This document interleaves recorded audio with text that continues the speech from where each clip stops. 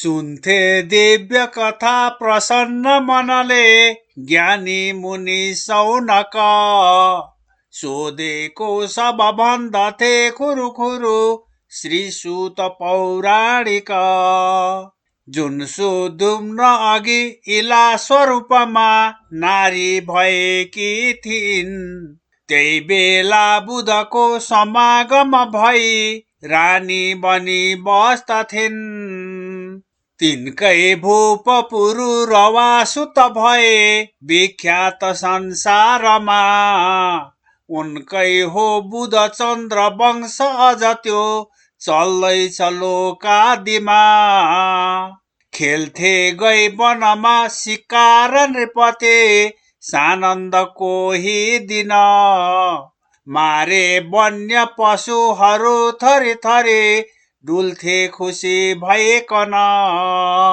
ब्रह्माको परिश्राप सोही वनमा त्यो उर्वशी सुन्दरी डुल्थी कष्ट सहेर चिन्तित बनी दुखी भई बेसरी देखा देख भयो परस्पर जसै निकै भए मोहित कामासक्त भई भने पुरुरवा हाँसेर नै तीसित रानीको पदमा सुशोभित हुने इच्छा बुझाए जब लागिन भन्न ती उर्वशी नृपतिको त्यो भाव जानी सब भन्नु भो जति बात हे नरपते स्वीकार त्यो गर्दछु त्याग्ने छु रति काल बाहिक कतै नाङ्गो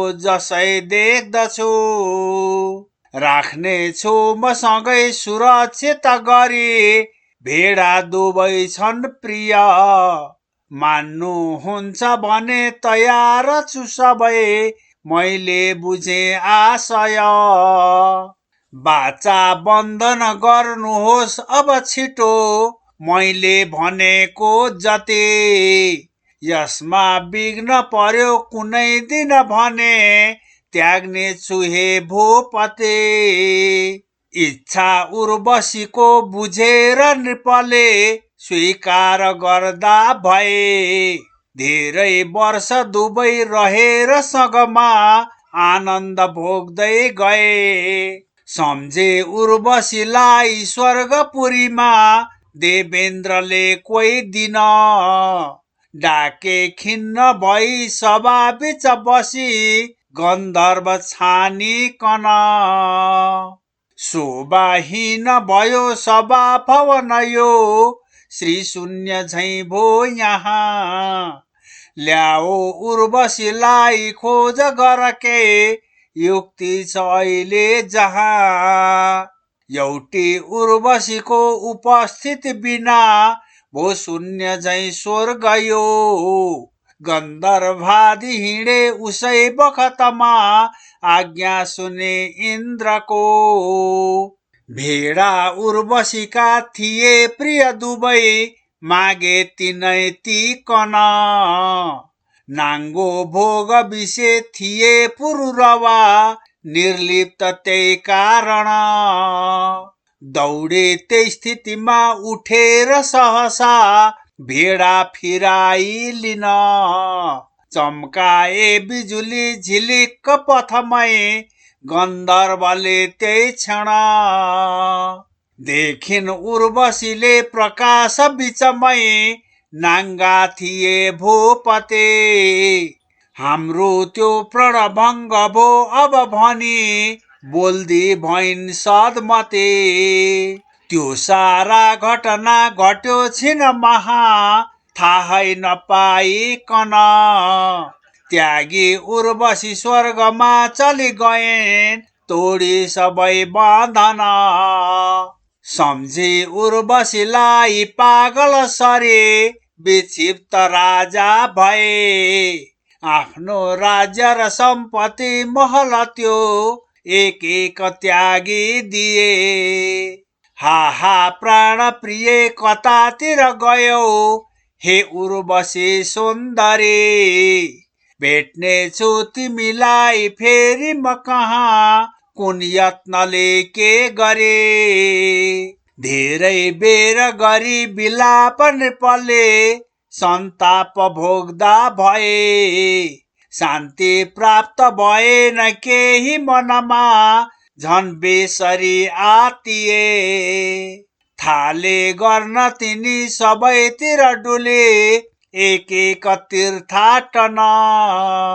पहुँचेथे कुरुक्षेत्रमा पुरुरवा, सङ्कष्टमय कोही दिन।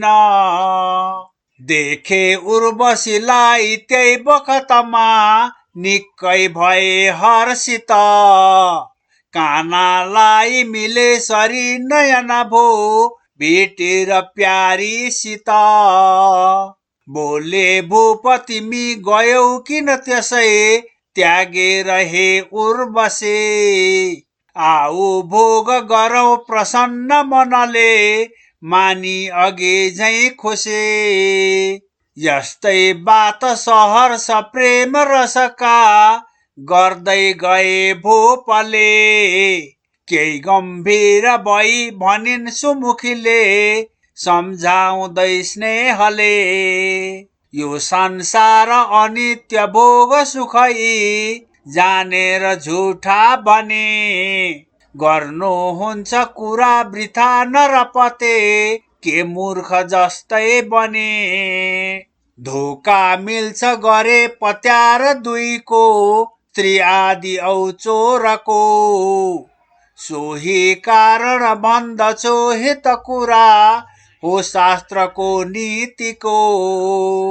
आसक्ति नगरेर मोह तजियो, बिर्से मलाई पनि। गर्नुहोस् भोग र राज्यका सुखहरू, कर्तव्य यही हो भनी।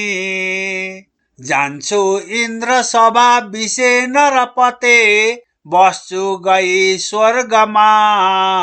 तिनको बात सुनि विरक्त मनले, फिर्दा भए राज्यमा। बिर्से नृपले बिते दिन निकै, सम्झिरहे उर्वशी। थाले यज्ञ अनि ती वेद विधिले, गन्धर्व पार्ने खुसी।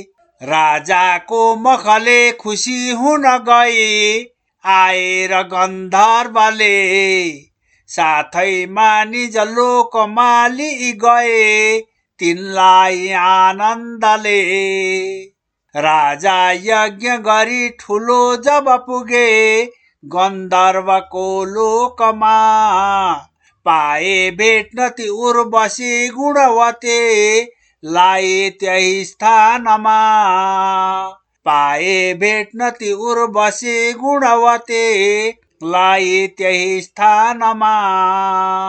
ज्ञानी सुतजीले सबै भनिसके, आख्यान विस्तारले। सोधे सौनका आदि विज्ञ ऋषिले, अर्को कथा प्रेमले। जो भूपति चन्द्र वंशतिरका प्रत्येक भूपालको, तिनका पुत्रहरू कति कति भए, विस्तार एक एकको। सोधेथे जब यो कथा विनयले, सन्तोषले सुतले। लागे भन्न ती चन्द्रवंशी नृपको, उत्पत्ति आनन्दले। जेठा पुत्र पुरुरवा नृपतिका, पैदा भएका थिए। आफ्नो शासनमा सबै तरहका, सन्तोष तिनले दिए। तिनकै उत्तम वंशमा पछि भए, गाधी भनी भूपति। कन्या सत्यवती भइन् नृपतिका, साध्वी र राम्री अति। देखि ती सुमुखी ऋचिक ऋषिले, गर्छु बिहे लौ भनी। मागी सत्यवती बिहे गरी लिए, सन्तोष माने अनि। केही काल बित्यो अनि खुसी हुँदै, आमा र छोरी भई। मागे पुत्र म पाऊ हे ऋषिपते, भन्दै अगाडि गई। पाउन् पुत्रै जाति माफिक भनी भाँडो दुवैमा धरी पत्नीलाई र सासुलाई ऋषिले सुम्पे चरो त्यही घरी पत्नीको चरुमा अवश्य बढिया छोरो दिए हुन् भनी शङ्का गादीकी रानीले गरी स्वयं खाइन् चरो त्यो अनि छोरीको चरु जो थियो सकल त्यो आफैँती खाइदिँदा आफ्नो जो चरु हो तखा भनी त्यहाँ ती छोरीलाई दिँदा सोही कारणले ती क्षत्रिय सरी त्यो उग्र बानी गरी जन्मे एक सुपुत्र सत्यवतीका ती परशुराम त्यही घरी तिनले हैहय वंशीलाई पहिले मारेर संग्राममा 21 पटक ती क्षत्रिय जाति मारिदिए युद्धमा त्यो विस्तार सुनेर सौनकजीले सोधे नि शङ्का गरी क्रोधिती कसरी भए परशुराम के कारणैले गरी यो बिन्ती सब सौनकादि ऋषिको तिनले सुनेथे जब खुसी भइकन सुतले सब कथा भन्दै गएथे तब पहिले हैहय वंशमा नरपति जुन कार्तवीर्य भए तिनले रावणलाई पक्री बलले घरमा थुनेका थिए केही कालपछि पुलत्स्य ऋषिले मुक्ति दिलाए जब फर्क्यो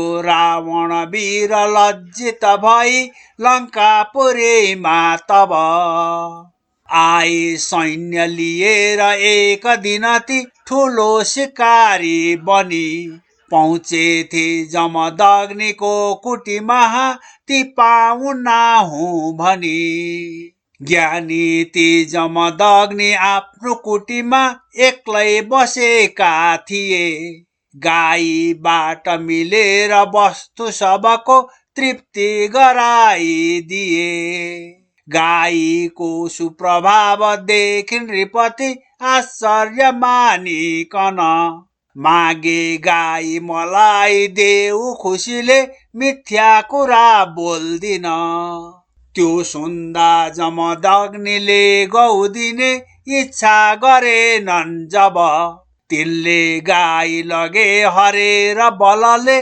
फर्के खुसीले तब त्यो समाचार सुनेर श्री परशुराम संग्राम गर्छु भनी आफ्ना शस्त्रहरू लिइकन पुगे माहिष्मतीमा तिनी त्यो देखेर ती कार्तवीर्य नृपति सेना लिई साथमा आए शस्त्र लिएर क्रोधित हुँदै गर्जेर संग्राममा थाले गर्न प्रहार शस्त्रहरू ते योद्धा दुवैले जब लागे मर्न अनेक सैन्य नृपका हाहा परेथ्यो तब तिनले हात हजारमा धनु लिई आए अगाडि अनि पाई त्रिनृपलाई आफ्नो नगिचै मौका छ राम्रो भनी पक्रे झट्ट कपाल ती नृपतिको श्री परशुरामले अनि घाँटी काटिदिए लिकन खुँडा लौ पार हो जा भनी त्यो संग्राम जितेर गाई बलले आफ्नो सँगैमा लिए फर्के आश्रममा छिटै परशुराम अत्यन्त हर्षित भई 21 पटक घुमेर पृथ्वी छानी सबै क्षत्रिय पृथ्वी शून्य गराउने उनी थिए संग्राममा निर्भय धेरै पल्ट गरेर दान पृथ्वी राज्य गरे ब्राह्मण बढ्दै गो त्यसरी चतुर्दिक सबै सम्मान कीर्ति धन पत्नी थिन् जमदग्निकी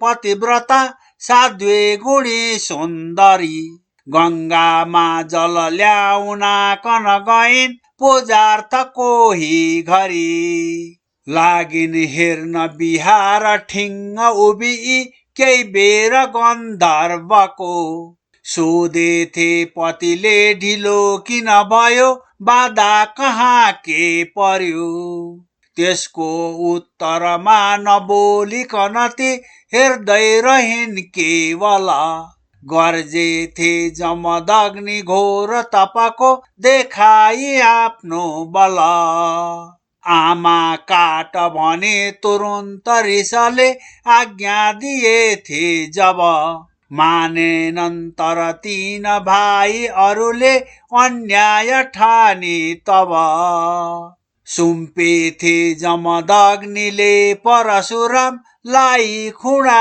त्यो अनि काटेथे जननी र भाइ सबती आज्ञा पिताको भनी देखि अद्भुत घोर कर्म सुतको खुसे पिताजी भए जे इच्छा मनमा चले वर त्यही तिनलाई आज्ञा दिए जोरी हात दुबै भने विनयले आफ्ना पिताजीसित आमालाई बचाउनुहोस् अब पिता हाम्रो चिताई हित बोलेथे जमदग्नि त्यही बखतमा होला तथास्तु जब निद्राबाट उठे सरी उठे गइन् ती रेणुकाजी तब तिनका दाजुहरू जुरु जुरु उठे पाई पिताको वर चिन्ताग्रस्त भए निकै परशुराम गर्नुहोस् क्षमा ईश्वर प्रायश्चित्त निमित्त ती हिँडी गए तत्काल तीर्थाटन आएथे अनि कार्तवीर्य सुतती धेरै रिसाइकन काटेथे जमदग्निलाई कुटीमै बैरी पिताको भनी आए तीर्थहरू घुमी परशुराम आफ्नो कुटीमा अनि रोई छाती पिटी भनिन् जननीले हत्या पिताको जब गर्जेथे रिसले निकै परशुराम गर्दै प्रतिज्ञा तब निश्क्षत्री पृथ्वी गराउँछु भनी खुडाली हातमा मारेथे सब कार्तवीर्य सुतती एक एक सङ्ग्राममा थाले मार्न प्रदक्षिणा गरी गरे संसारका क्षत्रिय एउटा शेष रहेन दुष्ट नृपते सारा गराए क्षय धोए खड्ग स्यमन्त पञ्चक ठुलो जुन तीर्थमा गइकन त्यसको पूजन भक्तिले जनहरू गर्छन् गए दर्शन 21 पटक दिए पृथ्वी नै ती कश्यपादिकन धेरै यज्ञ गरेर पाप तिनको पारी लिए कञ्चन पाएथे तिनीले अजम्मरी हुने आफ्ना पिताको वर गर्दैछन् तपते महेन्द्रगिरीमा सम्झे उनै ईश्वर जम्मा 8 चिरञ्जीवी पृथ्वीमा छन् मानिएका अनि तिनमा एक ठुला उनै परशुराम हुन् क्रोध मूर्ति पनि तिनमा एक ठुला उनै परशुराम हुन् क्रोध मूर्ति पनि